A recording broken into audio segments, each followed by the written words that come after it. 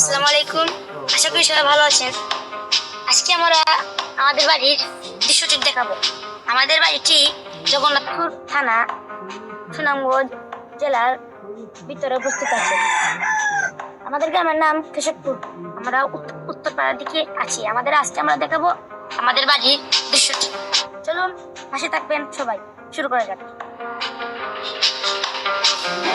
এই যে আমাদের বাড়ি, এদিকে দেখছেন, এদিকে গাছপালা অনেক কিছু আছে।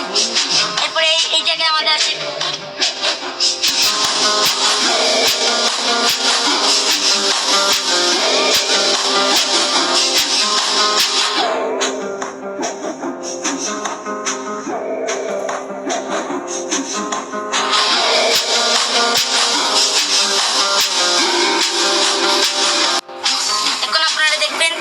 আমাদের বাড়ির উপর থেকে পিছন এবং সামনে কিভাবে লাগে।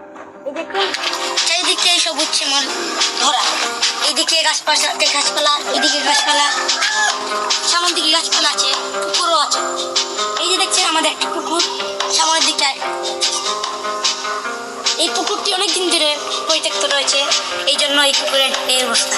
আমাদের পুকুরটি পরিত্যক্ত থাকায় বাড়ির আবর্জনা ফেলে আমাদের পুকুরটি নষ্ট হয়ে গেছিল। ঠিক করা হয়েছে, এখন মাছ ফেলা হবে, পানি বদলানো হবে। আমাদের পুকুরটা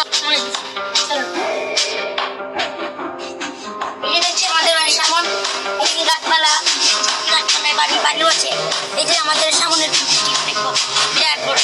এই পুকুরটির নাম শ্রীরাম খান। এই যে আমাদের গোয়াল ঘর দেখছেন, গাছপালা, আম গাছ।